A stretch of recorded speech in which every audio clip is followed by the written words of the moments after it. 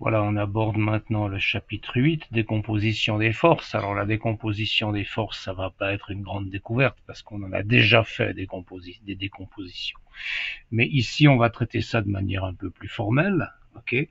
Et donc, pour fixer un cadre, vous avez deux choses qui sont en fait l'inverse l'une de l'autre.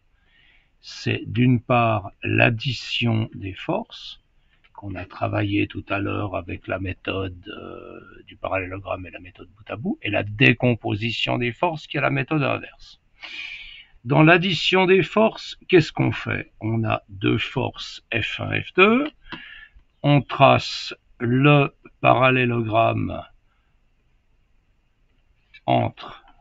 correspondant à ces deux vecteurs, on trace des parallèles aux deux vecteurs, ok, et puis on trouve sur la diagonale ce qu'on appelle la force résultante ou la somme des forces.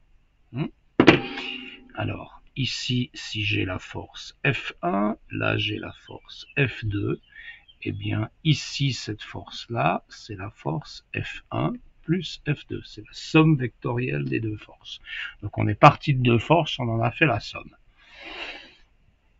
La décomposition des forces, c'est l'inverse. Supposons que je me donne une force qui a une certaine intensité, une certaine direction, un certain point d'application, et que je veux décomposer cette force, c'est-à-dire que je veux voir quel effet elle a dans deux directions qui m'intéressent. Alors ces directions qui vous intéressent, il va falloir les déterminer. Dans le cas d'un plan incliné, ce sera la direction tangente au plan et la direction perpendiculaire au plan, par exemple. Mais ça dépend de votre situation physique. Okay? Là, je me donne deux directions arbitraires et je cherche la décomposition de cette force dans deux directions. Ça peut être des directions de deux cordes, par exemple. Alors, comment est-ce que je fais pour obtenir la décomposition? Eh bien, je trace le parallélogramme, mais je le trace à l'envers. C'est-à-dire que je trace un parallélogramme en traçant ici une parallèle à cette direction-là et en traçant là une parallèle à l'autre direction. D'accord? Donc si je trace mes deux parallèles comme ça, cette parallèle-là est parallèle à ça, eh bien je forme mon parallélogramme et les deux côtés du parallélogramme qui se trouvent, qui touchent le point d'application, ces deux côtés du parallélogramme, ça va me donner mes deux vecteurs force pour la décomposition. Okay? Donc là j'ai un vecteur F1 et là j'ai un vecteur F2 et puis ici j'ai le vecteur F1 plus F2. Alors j'ai fait exprès des dessins qui se ressemblent pour que vous voyez la différence entre les deux constructions. Ici, je pars de deux forces, je fais la somme pour obtenir la force résultante. Là, je pars d'une force résultante, je me donne deux directions dans lesquelles je veux décomposer cette force. Et puis, je trace le parallélogramme dont la somme des forces est la diagonale. Et sur les côtés de mon parallélogramme, ça me permet de construire mes deux forces F1 et F2. La décomposition, elle va évidemment dépendre de la direction des directions sur lesquelles vous voulez décomposer. Je vais vous faire un autre exemple. Ici, j'ai un vecteur et ce vecteur, par exemple, maintenant, je veux le décomposer sur une direction verticale et une direction horizontale. Ça arrive. Alors, qu'est-ce qu'on fait? Eh bien, on va tracer une parallèle à la direction verticale ici. On va tracer une parallèle à la direction horizontale ici. Eh bien, vous voyez que maintenant, la décomposition, ça me donne deux forces. Une dans la direction horizontale, l'autre dans la direction verticale. Ces forces, je peux les appeler F1, F2. Et puis, cette force-là, ce sera toujours F1 plus F2. Donc, dans la décomposition, vous devez choisir les directions selon lesquelles vous décomposez. Parce que, comme je vous le disais tout à l'heure dans un exercice précédent, il y a une infinité de solutions possibles. Selon les directions dans lesquelles vous voulez décomposer, vous aurez des vecteurs différents. Et donc, c'est vous qui devez déterminer les directions dans lesquelles vous décomposez en fonction des besoins du système physique que vous étudiez. Là, on étudie une masse sur un plan incliné. Et alors, sur un plan incliné, c'est quoi les directions qui nous intéressent? Eh bien, sur le plan incliné, d'abord, je vais tracer au centre de cet objet un point d'application. N'oubliez pas de faire ça comme ça, au lieu de me tracer des flèches n'importe où. C'est quoi les directions qui vont m'intéresser sur le plan incliné? Ben, sur le plan incliné, une des directions qui va m'intéresser, c'est la direction qui est parallèle au plan.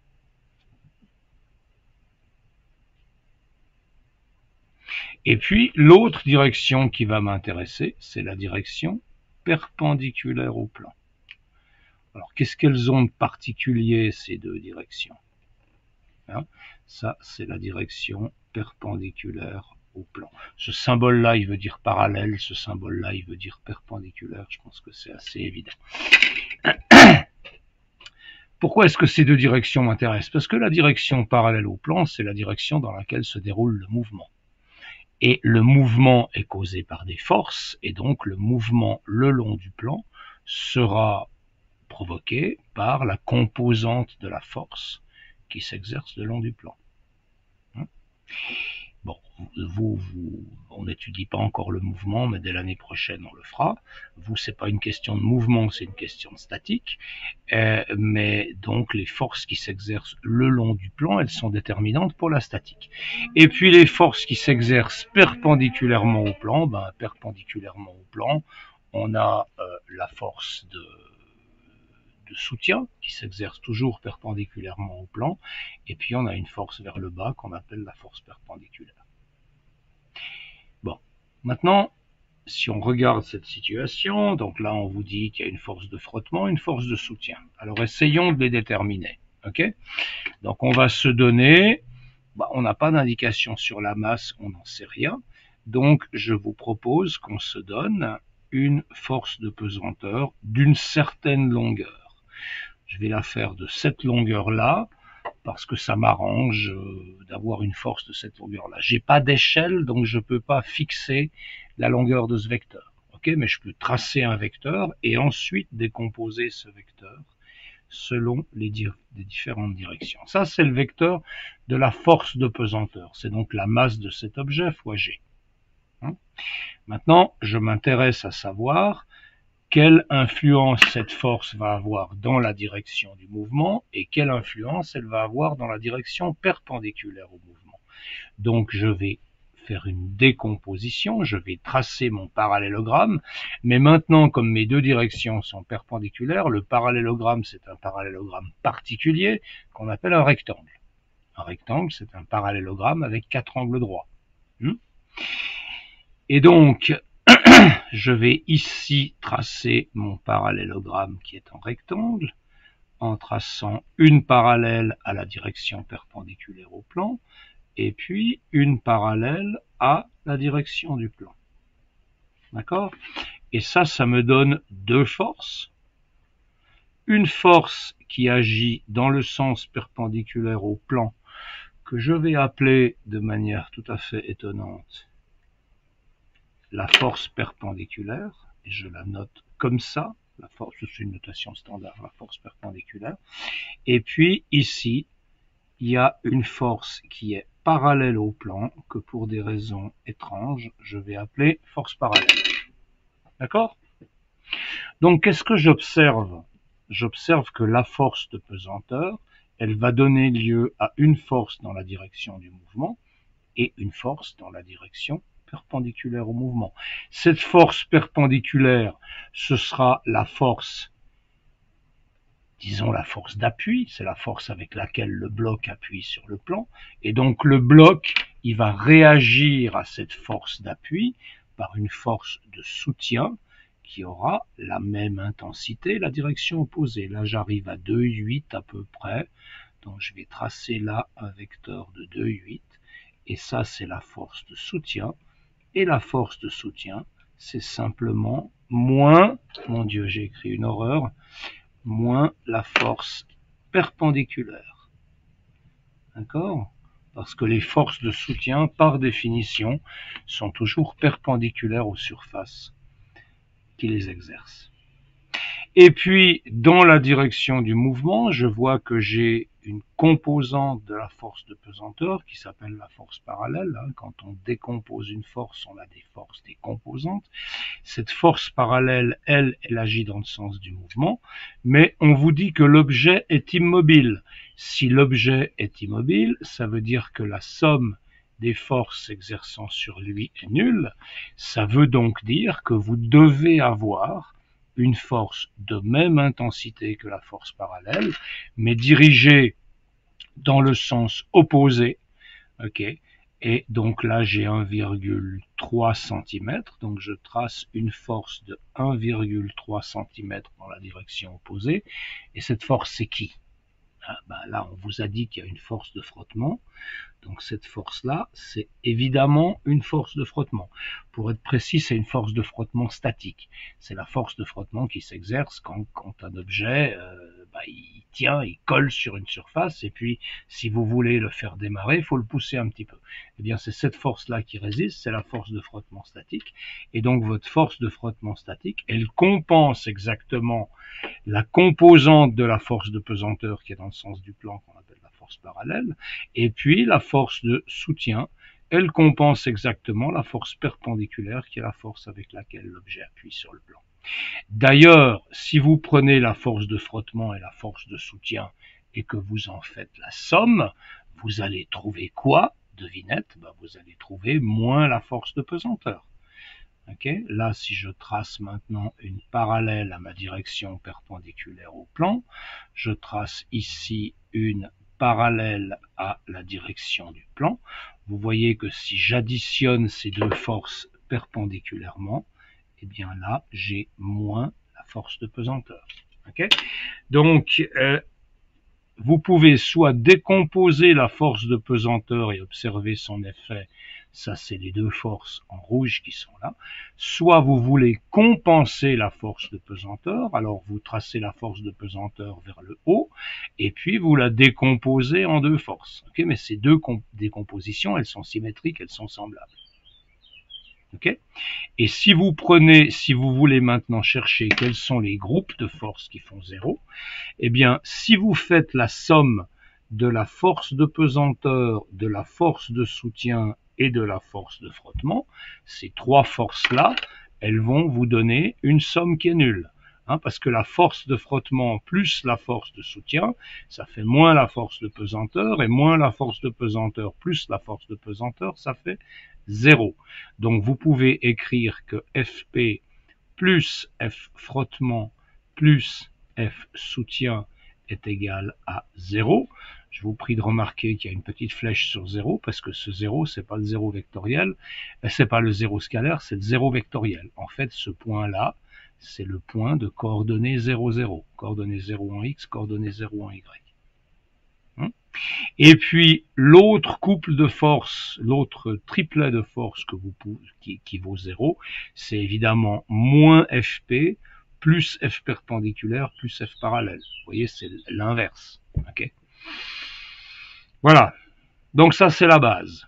Alors maintenant, j'aimerais quand même faire un petit dessin pour votre plaisir et pour votre éducation. J'aimerais faire un petit dessin sur lequel je vais tracer, puis là je vais le faire à main levée parce que je ne vais pas y passer la nuit quand même. J'aimerais tracer des plans inclinés avec différents angles. Ok.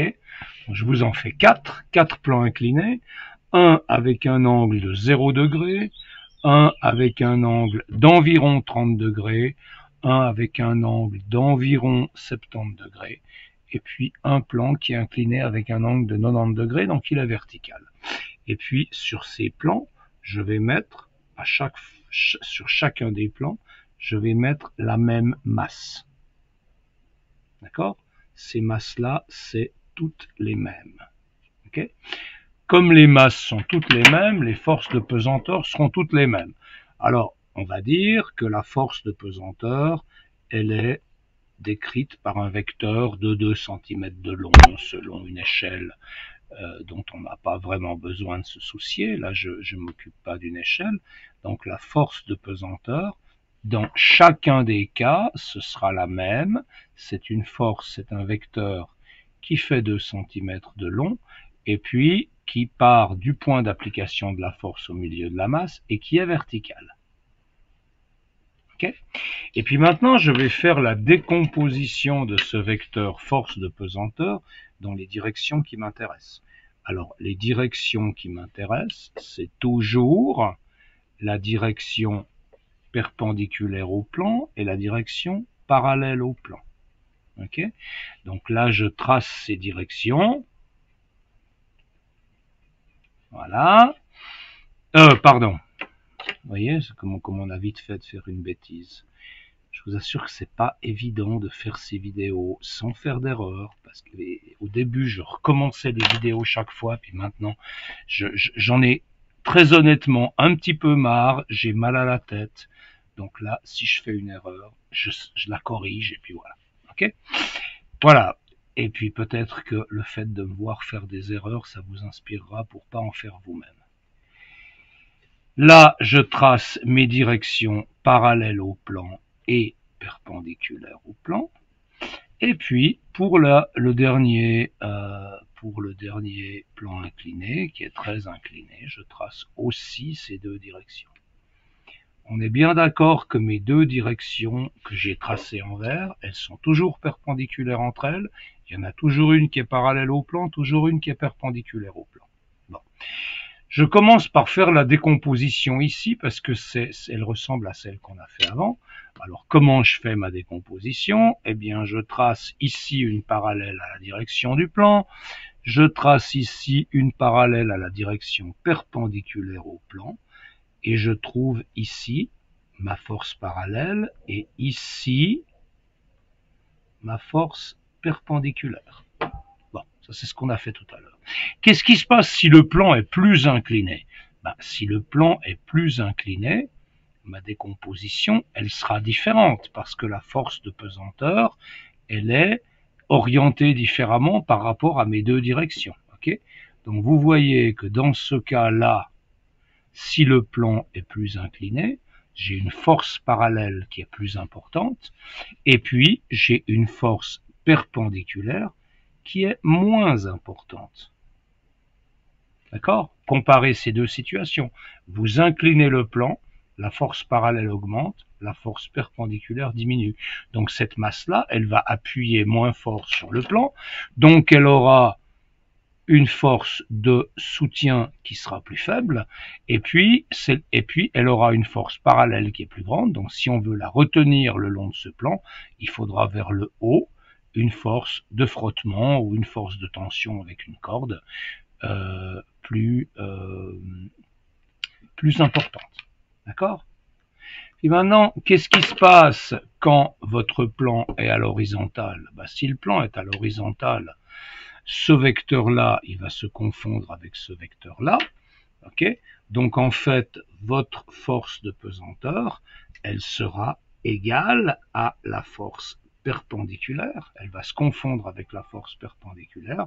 Et puis, la force parallèle, elle sera nulle. Il n'y a pas de force parallèle, donc il n'y aura pas de mouvement sur ce plan-là. Il n'y a aucune force qui s'exerce latéralement sur la masse, elle ne va pas bouger. Tandis que si j'ai mon plan qui est vertical, ben, vous voyez là, la force de pesanteur, elle va se confondre avec la force parallèle. Okay? Donc ici, ma force de pesanteur, elle est égale à la force parallèle, et puis là, c'est la force perpendiculaire qui vaut 0. D'accord? Donc vous voyez que cette décomposition, elle dépend critiquement de l'angle l'angle du plan, par rapport à l'horizontale. Alors ici vous aviez un exercice à faire, c'est le même que celui-là, mais il faut le faire avec une échelle, donc faisons-le avec une échelle. On a une échelle de 1 cm pour 10 newtons, on a une masse de 3,57 kg, c'est un exemple qu'on avait déjà eu avant. je vais vous donner un petit truc de prof. Quand la masse est écrite comme ça, 3,57 kg, ça veut dire que le prof veut que vous utilisiez 9,81. Si le prof veut que vous utilisiez 10 et que vous arrondissiez, ben, il va pas se fatiguer à mettre 3,57 kg, il mettra 3,5 kg. Ok? Donc ici, la force de pesanteur, c'est la masse fois G, c'est-à-dire 3,57 par 9,81, et ça, on l'avait calculé tout à l'heure dans un autre exercice, ça faisait 35 newtons. Très bien. Et puis, on a une échelle de 1 cm pour 10 newtons. Donc ça me fixe la longueur de cette flèche que tout à l'heure j'avais tracée simplement comme ça sans trop m'embêter. Alors je vais mettre la masse là au milieu de mon plan. Je vais tracer le point d'application. Tracez-moi les points d'application s'il vous plaît. Et puis, depuis le point d'application, sans m'occuper nullement de la place que ça prend sur le dessin, depuis mon point d'application, je vais dessiner une flèche de 3,5 cm vers le bas. Okay? Et ça, c'est ma force de pesanteur. Notez que la flèche, elle arrive là. Si j'avais fait ma masse un peu plus haut, la flèche, elle serait arrivée sur le bas du dessin. Ça n'a aucune espèce d'importance. Le dessin et le dessin de l'objet et les diagrammes des forces, c'est deux choses différentes. C'est deux choses qui se superposent, mais qui n'ont pas vraiment de relation entre elles. Bon, j'ai ma force de pesanteur. Après, quelles sont les directions dans lesquelles je décompose tout ça? Ben, il y a la direction du plan, et puis il y a la direction perpendiculaire au plan. Okay. Et maintenant, je fais la décomposition. Donc, je trace ici une parallèle à la direction perpendiculaire au plan. Je trace ici une parallèle à la direction du plan. Et j'obtiens comme ça ma décomposition. J'obtiens ma force perpendiculaire et j'obtiens ma force parallèle. D'accord? Bon. Alors là, on a tracé FP et on a décomposé FP. Bon, c'est pas demandé dans l'exercice, mais j'ai quand même fait la décomposition de FP. Hein. Mais maintenant, si je veux savoir quelles forces doivent s'exercer sur cette masse pour qu'elle soit à l'équilibre, eh bien, il faut que je trace la décomposition de moins FP. Donc, moins FP, elle arrive là. Ok, elle arrive dans le texte, on s'en fout. Ok, ça, c'est moins FP.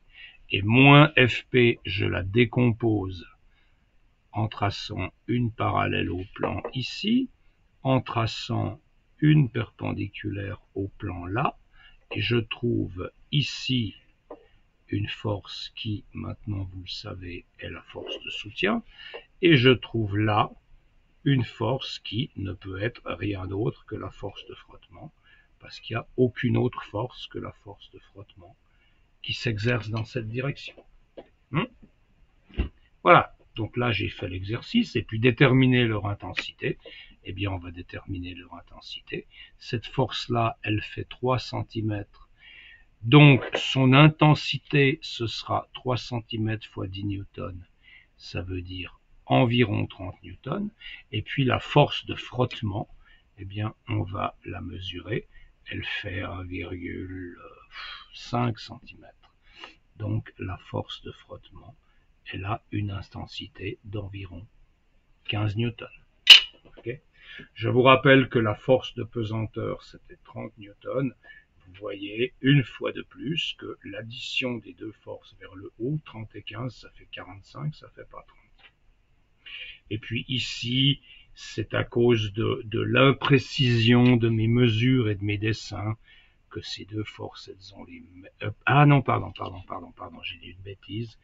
Ici, c'était pas 30 newtons, c'était 35 newtons, donc ça rend la remarque que j'étais en train de faire inutile.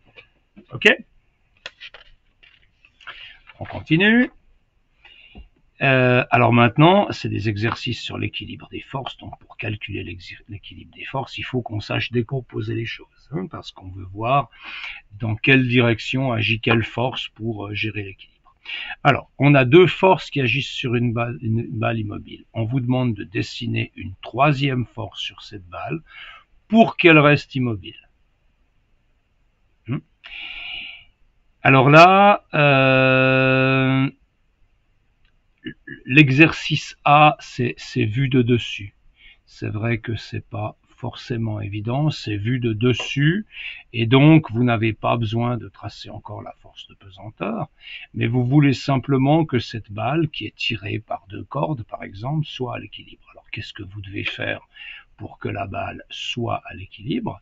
Eh bien, vous devez calculer la somme de ces deux forces.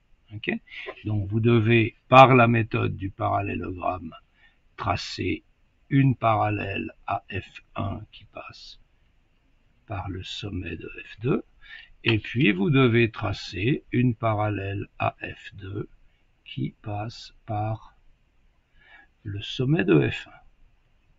Okay, de cette manière, vous déterminez l'effet combiné de ces deux forces. Donc là, vous avez le vecteur F1 plus F2. Et si vous voulez équilibrer le système, eh bien, évidemment, vous devez tracer une force de même intensité et de sens opposé. Donc là, vous la voulez en quelle couleur? En rouge. Elle fait 4,3 cm. Donc je dois tracer ici une flèche de 3,5 cm. Okay, et puis je l'appelle F parce qu'il n'y a pas de nom particulier spécifié. Et comme elle fait 4,3 cm, on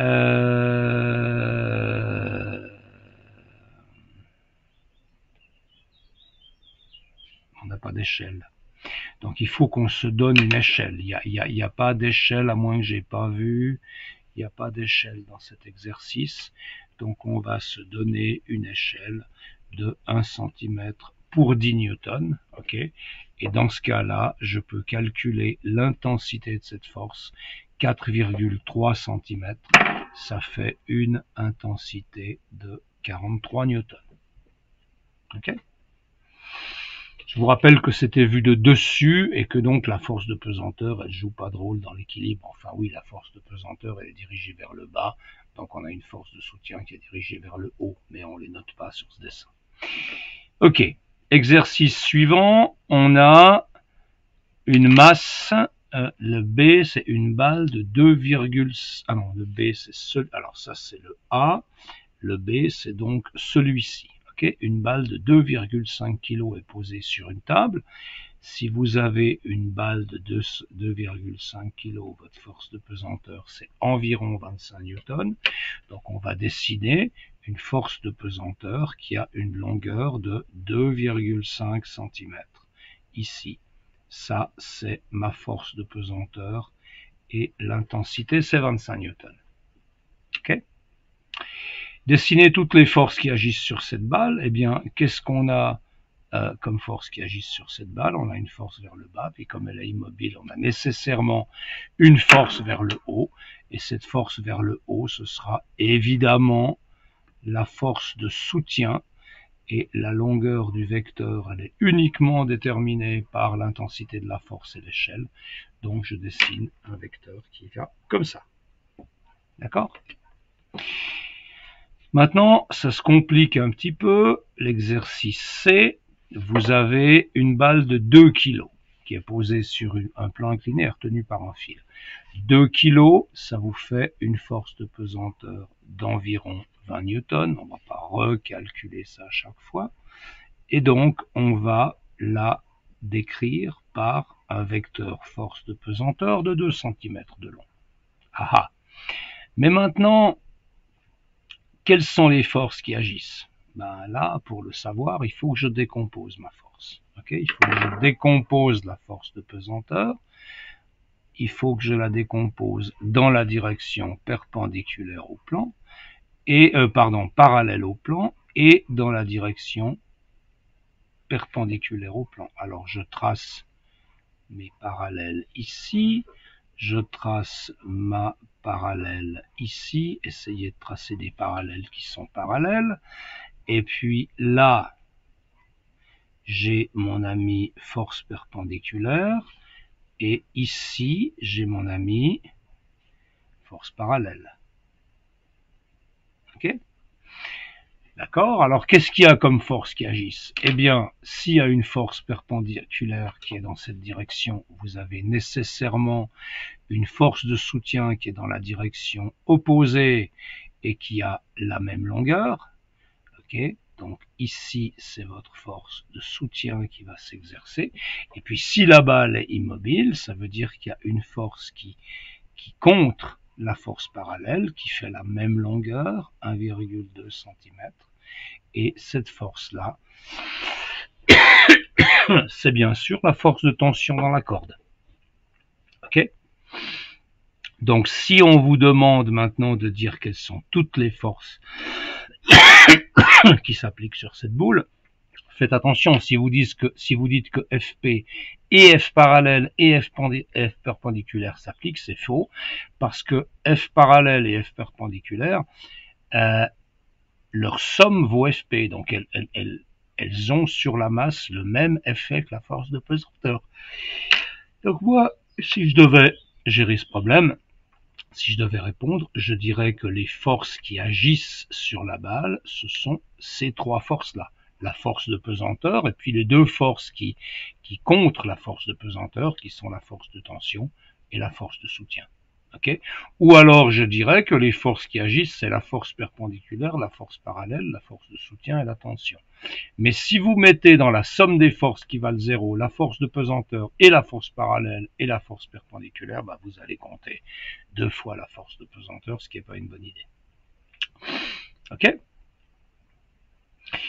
Après, vous avez une masse de 2 kg qui est accrochée au fil qui passe autour de la poulie. Donc, vous avez une masse de 2 kg, ça vous fait une force de pesanteur de 20 newtons, mais cet exercice-là, on l'a déjà fait, la force de pesanteur est là, la masse est immobile, donc cette force de pesanteur est compensée par une force de tension qui fait 2 cm. Cette force de tension se répercute au niveau du dynamomètre à travers la corde, donc c'est de nouveau une force de 2 cm de long, et donc le dynamomètre va réagir avec une force, un vecteur force qui fait aussi 2 cm de long, donc toutes ces forces ont les mêmes intensités. La masse était 2 kg, donc la force est environ 20 newtons. Et bien ici, la force qui s'exerce sur le dynamomètre, elle est aussi de 20 newtons. Ok?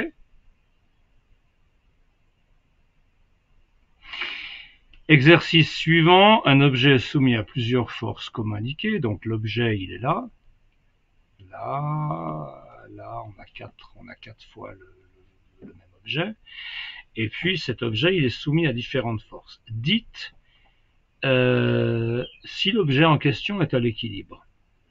Alors lequel est à l'équilibre d'après vous?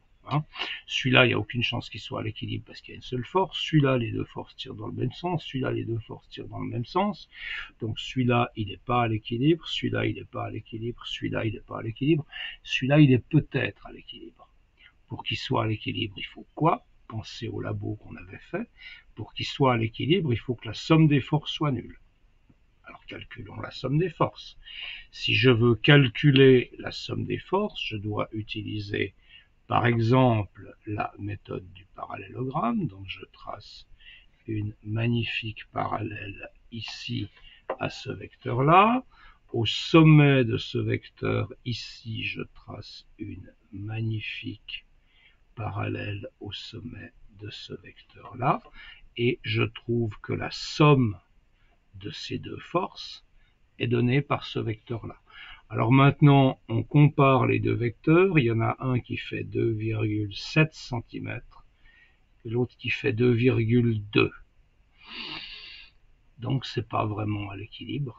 Okay. Et si vous voulez trouver la force résultante, eh bien, la force résultante, ce sera un tout petit vecteur qui va être ici.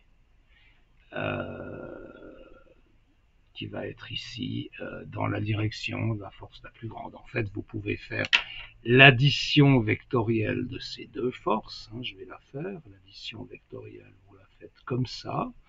Et puis là, vous tracez une parallèle à l'autre force. Okay, et ça vous donne sur la diagonale de votre parallélogramme cette petite force.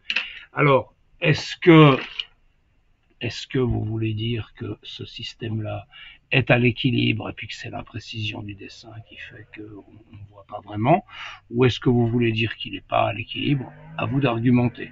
Si c'était un cas expérimental, on dirait bon, la force résultante elle est faible et donc l'objet il est à l'équilibre, mais sur le dessin là c'est pas tout à fait à l'équilibre, donc moi je vais dire non mais en parenthèse.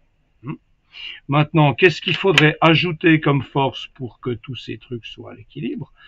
Dans le premier, il faut clairement ajouter une force de même intensité de sens opposé. Dans le deuxième, il faut clairement faire la somme de ces deux forces en traçant les parallèles. Ok, ça c'est la somme des deux forces. Et puis, si vous voulez que votre corps soit à l'équilibre, maintenant vous allez devoir introduire une nouvelle force dont l'intensité est égale à la somme des deux forces. C'est un effet d'optique, les deux flèches sont effectivement à la même longueur.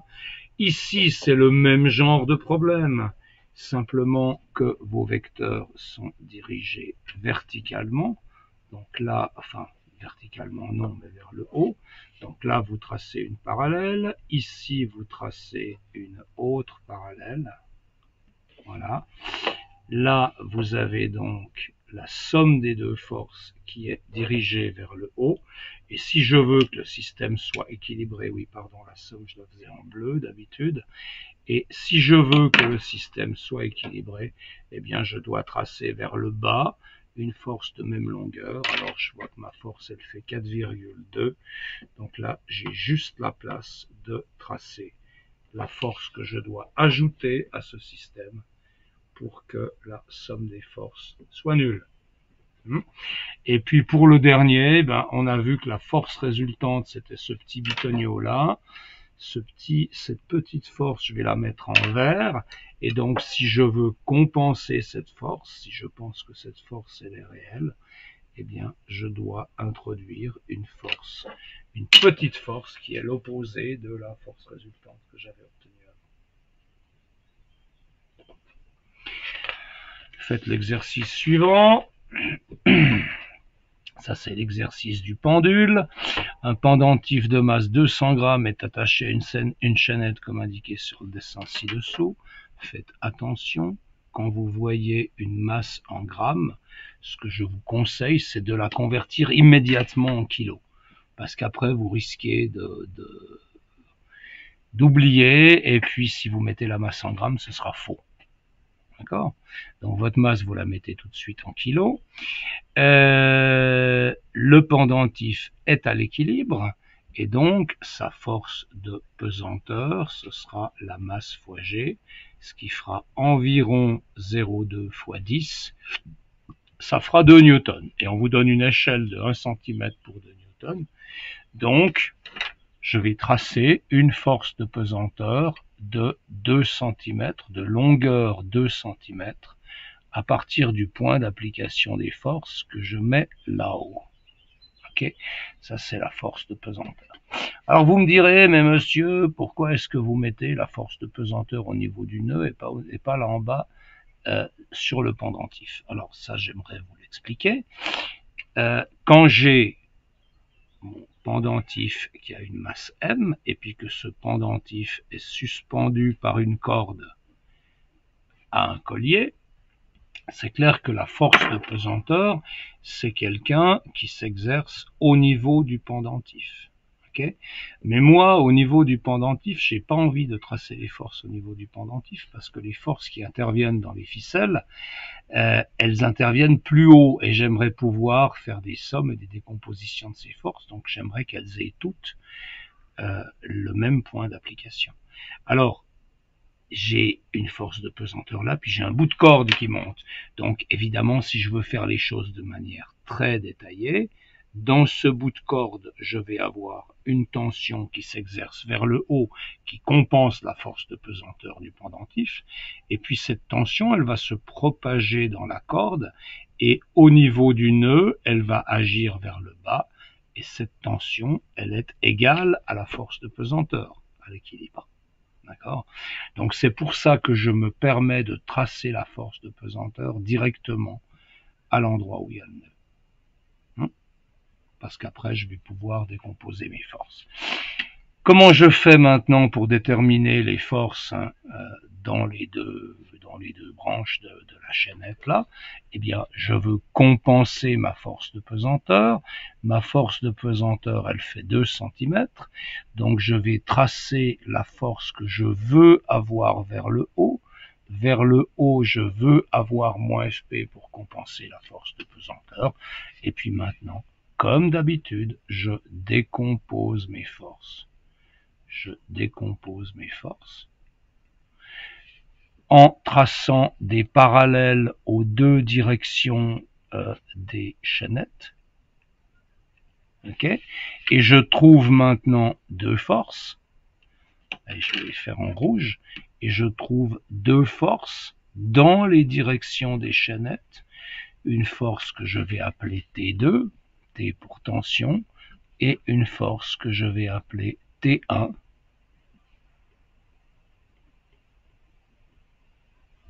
Voilà. Et donc vous voyez que maintenant la somme de ces trois forces, la somme de la force de pesanteur de la tension 2 et la tension 1, cette somme-là, elle est manifestement nulle, et donc le pendentif va être à l'équilibre. Et puis je peux déterminer ces forces en les mesurant. Alors je vois que là, elles font 2 cm, et l'autre, j'imagine qu'elle va faire... Ouais, elle va faire un peu moins, ouais, on va dire qu'elles font les deux 2 cm parce que le dessin il fait ce qu'il peut. Donc là j'ai 2 newtons, pardon, là on a une échelle de 1 cm pour 2 newtons. Ok, donc là j'ai une force de 2 newtons, là j'ai une force de 2 newtons et la force de pesanteur était de 2 newtons. Le fait que vous ayez trois forces d'intensité égales qui se compensent, ça vient du fait que l'angle ici il est de 120 degrés. En fait, vous avez divisé 360 degrés par 3, et puis les forces vont dans trois directions qui sont avec des écarts semblables, et donc vous avez les mêmes directions dans les mêmes forces dans les trois directions. Une fois de plus, vous voyez que l'intensité ici de Newton plus l'intensité là de Newton, ça donne pas l'intensité de la force de pesanteur. Hein? Voilà. Ensuite, on a un plot de masse 3 kg qui est posé sur un plan incliné. Il est immobile. À vous de définir une échelle convenable. Bon, alors, avec une masse de 3 kg, on a une force de pesanteur d'environ 30 newtons. Donc, je vous propose d'utiliser l'échelle qu'on utilise souvent, qui est 1 cm pour 10 newtons. Question A, dessiner la force de pesanteur qu'il subit. Ok, on trace le point d'application au centre de la masse, et étant donné qu'on a une force de pesanteur de 30 newtons avec une échelle de 1 cm pour 10 newtons, on va donc dessiner un vecteur force de pesanteur de 3 cm vers le bas sans s'occuper du reste du dessin. Dessiner les forces de frottement et de soutien qu'il subit. Alors comment vous allez faire ça? Si le bloc est immobile, ça veut dire que la force de pesanteur est compensée. Donc je vais tracer vers le haut un vecteur moins Fp. Je vais tracer vers le haut un vecteur moins Fp. Et je vais décomposer ce vecteur dans la direction du plan et la direction perpendiculaire au plan. Voilà. Donc ici, je trace une perpendiculaire au plan. Ici, je trace une parallèle au plan. Et je trouve donc ici la force de soutien et ici, ce qui ne peut être autre que la force de frottement, parce qu'il n'y a rien d'autre qui retient ce plot de glisser sur le plan incliné que la force de frottement. Et maintenant, on vous demande l'intensité, ben, c'est pas très compliqué, vous mesurez cette force-là, elle fait 1,7 cm. Donc la force de frottement, elle a une intensité de 1,7 Newton. Et puis la force de soutien, elle mesure 2,2 cm. Donc la force de soutien, elle vaut 2,2 Newton, alors que la force de pesanteur, elle valait... Attendez, je me suis de nouveau trompé d'échelle, pardon. La force de pesanteur, elle valait 30 newtons. Donc ici, la force de frottement, c'est 17 newtons. Excusez-moi, mais je ne vais pas refaire la vidéo pour ça parce que j'en peux plus. D'ailleurs, j'imagine que ça s'entend dans ma voix. Et puis, la force de soutien, elle est de 22 newtons. Vous voyez de nouveau, 22 plus 17, ça fait pas 30. Vous ne pouvez pas additionner les intensités. Alors, on en a encore deux. On a encore deux exercices à faire. Celui-là, vous l'avez adoré. Okay. Une boule de 7,5 kg est retenue immobile par une corde et un mur, comme indiqué ci-contre. Bon, alors la boule, elle fait 7,5 kg, donc sa force de pesanteur, ce sera environ 75 newtons. Et puis, je vous propose qu'on prenne une échelle de 1 cm pour 20 newtons. Hein.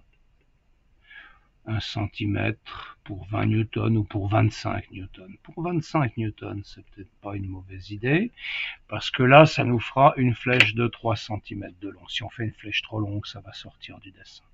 Donc ma force de pesanteur, elle va être décrite par un vecteur qui fait 3 cm de long et qui est dirigé vers le bas.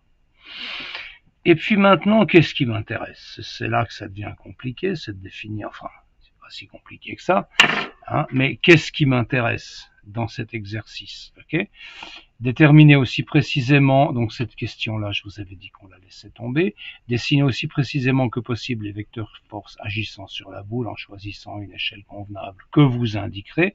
Donc là, je l'ai indiqué, c'est bien.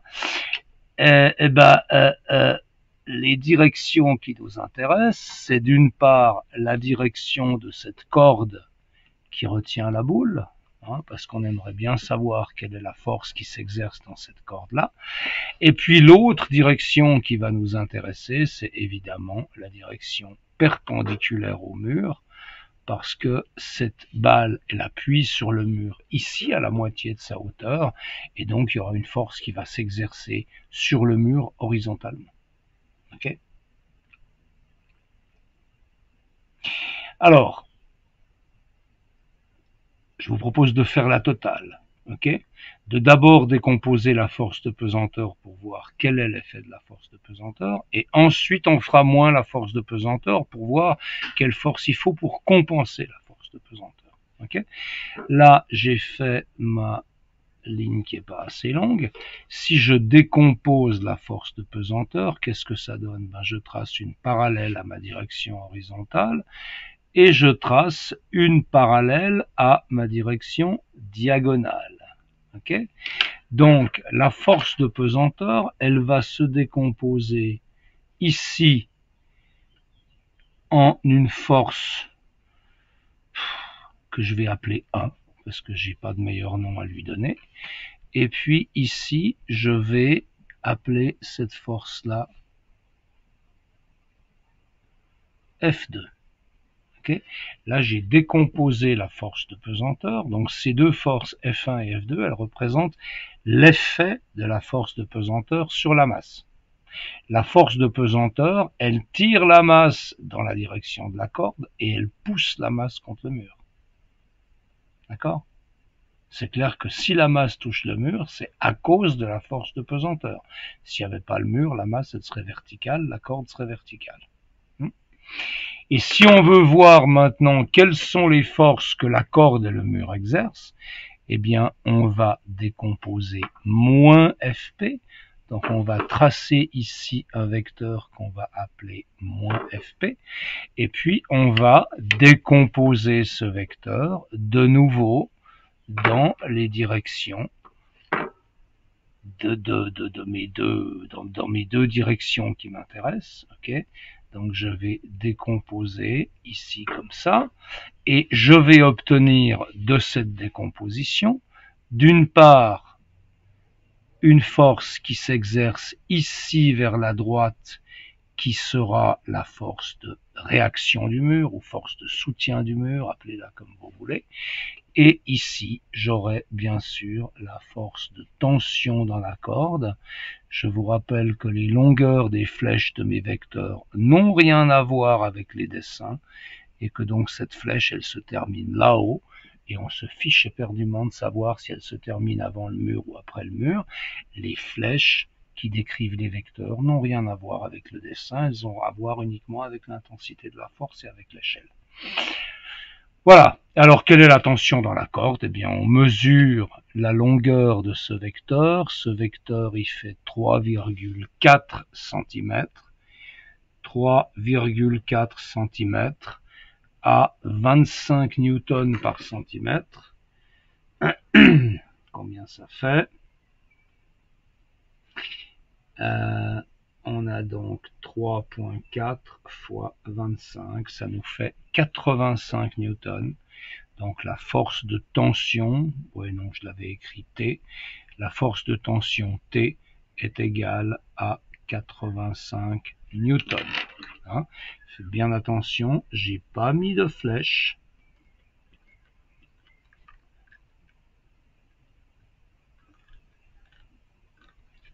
J'ai pas mis de flèche sur le T, ça c'est juste l'intensité de la force.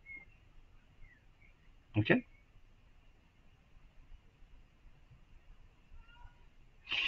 Et puis le dernier, un chaudron est retenu immobile au-dessus d'un feu par une chaîne qui est reliée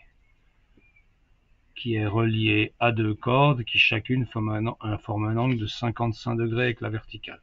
Voyons déjà si le dessin est correct. Un angle de 55 degrés avec la verticale, ça veut dire que je dois le mesurer comme ça, mon angle. Oui,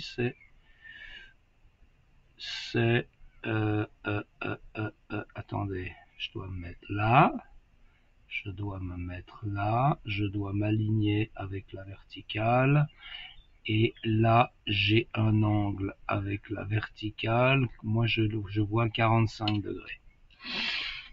Bon, écoutez, on va pas s'embêter, on va se dire que l'angle il est ce qu'il est, d'accord, et on va utiliser ce dessin. Alors, c'est des exercices que j'ai pris il y a 10 ans à des collègues avec la parade, et puis voilà. Okay. Un chaudron est retenu immobile au-dessus d'un feu par une chaîne qui est reliée à deux cordes qui chacune forme un angle avec la verticale. La tension dans chacune des deux cordes est de 320 newtons. Ah!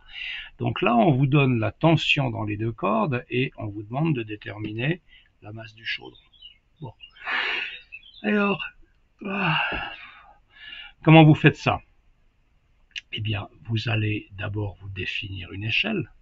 Hein. Donc, vous allez dire que 1 cm, vous avez 320 newtons. Prenez 1 cm pour 100 newtons. L'idée, c'est de faire des flèches qui sont ni trop grandes ni trop petites. Donc, ici, chacune des flèches, elle fera 3,2 cm. Ok, donc là, dans la direction d'une des cordes, je trace un vecteur de 3,2 cm que je vais appeler T2. Et puis ici, dans l'autre corde, je trace un vecteur de 3,2 cm que je vais appeler T1. Ok. Et puis, ces deux forces-là, c'est les forces qui retiennent la force de pesanteur du chaudron. Donc, si je fais la somme de ces deux forces, ça doit me donner moins Fp du chaudron. Donc, je vais tracer mes directions parallèles. Je vais tracer mes directions parallèles ici aussi. Ok, en principe, si le dessin était bien fait, l'intersection de ces deux parallèles devrait tomber sur la ligne verticale. Et donc là maintenant, j'ai construit le vecteur qui s'appelle moins Fp, parce que la tension, ces deux tensions, elles servent à retenir le chaudron. Alors ce moins Fp, il fait 3,9 cm de long, donc Fp, il fait lui aussi 3,9 cm de long, mais il est dirigé vers le bas, et si il fait 3,9 cm à 190 newtons par centimètre, ça nous fait 390 newtons. Donc la force de pesanteur du chaudron vaut 390 newtons, et la masse du chaudron, ce sera Fp divisé par G. Pour une application graphique, on utilise généralement G égale 10. Là, on a utilisé G égale 10, donc on va l'utiliser là aussi.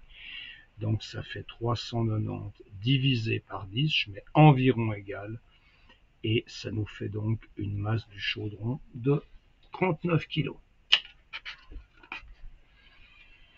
Voilà, ça termine ces vidéos que je voulais faire pour les révisions.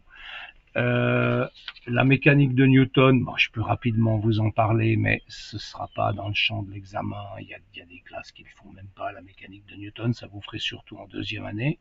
La deuxième loi, elle étend le principe qui dit que la somme des forces est nulle quand l'objet est immobile. Ça étend cette conclusion-là aux objets qui sont en mouvement à vitesse constante. Donc quand les objets sont en mouvement à vitesse constante, ça veut dire que la somme des forces sur eux est nulle. Et c'est uniquement quand vous voulez accélérer un objet que vous avez besoin d'une force résultante non nulle. Par exemple, une voiture qui est sur l'autoroute, quand elle roule à vitesse constante, toutes les forces s'annulent, et la force du moteur, elle sert uniquement à compenser les forces de frottement. Puis si vous voulez accélérer, eh bien, vous appuyez sur les gaz, votre moteur fournit plus de force motrice, la force de frottement est toujours à peu près la même, donc vous avez une force résultante qui est non nulle, la voiture accélère. Et puis la relation entre l'accélération et la force résultante, elle vous est donnée par la deuxième loi. La force résultante, c'est égal à la masse fois l'accélération, mais la deuxième loi, elle n'est pas au programme de la première année. Et vous avez ensuite la troisième loi de Newton, qui vous dit que quand un corps agit sur un autre, avec une certaine force, eh bien l'autre corps y réagit avec une force de même intensité et de sens opposé. Ça, c'est ce qu'on a vu au tout début quand on parlait des interactions. Mais ça, c'est une formulation plus générale que ce qu'on a fait au tout début. C'est la troisième loi de Newton, qui est quelque chose d'important, mais sur laquelle je ne vous interrogerai pas de manière explicite. Voilà, ça termine les vidéos de révision. Je vous rappelle que je serai mardi après-midi de 14h à 17h à la B109 ou une autre salle. Si la B109 est occupée, je mettrai un écriteau sur l'entrée de la B109. Et vous pouvez passer quand vous voulez me poser des questions. Bonne soirée.